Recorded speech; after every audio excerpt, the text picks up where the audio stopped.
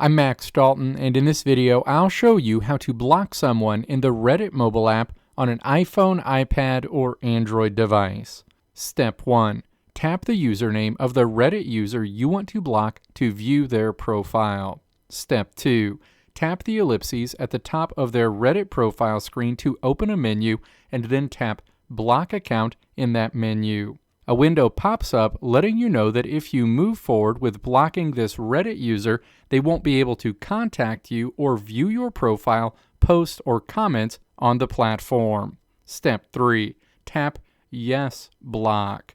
You'll see a note letting you know that Reddit user has successfully been blocked. If you ever want to review the list of people you've blocked on Reddit, or have a change of heart and want to unblock someone, all you need to do is tap your Reddit profile icon, tap Settings, tap your profile name in the Account Settings section, and then tap Manage Blocked Accounts on this screen.